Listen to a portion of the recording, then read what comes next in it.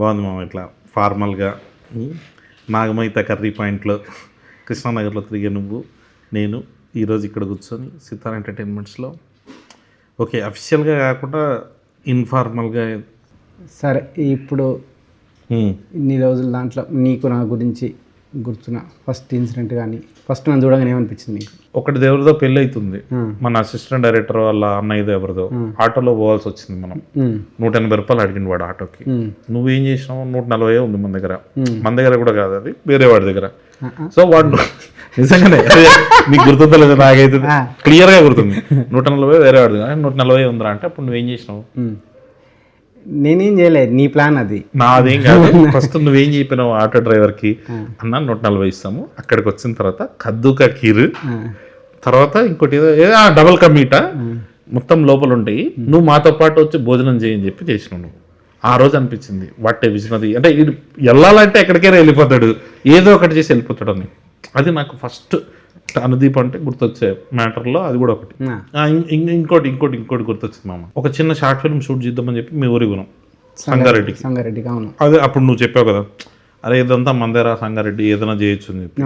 అలా అపార్ట్మెంట్ దగ్గర తీసుకుపోతే మీ వాచ్మెన్ ఆపిండు, బాబు ఎవరు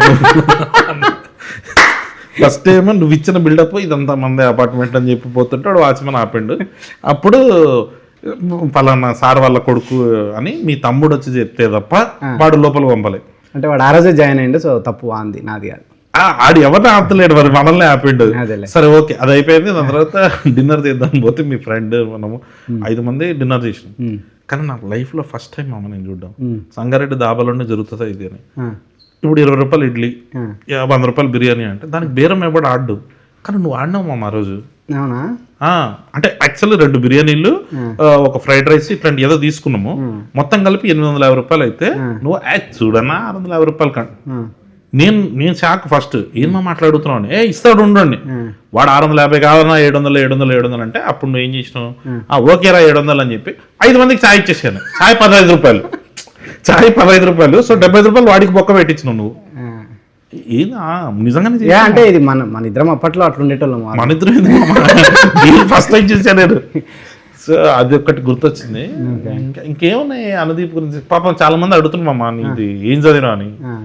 సో వాళ్ళకి అప్పట్లో నవీన్ చెప్పిండు కదా జీవితాన్ని చదివిండు అని. అవునా? కాదు, నవీన్ చెప్పింది. అవును, నవీన్ చెప్పింది. నువ్వు చదవడం అయితే కాదంటావా?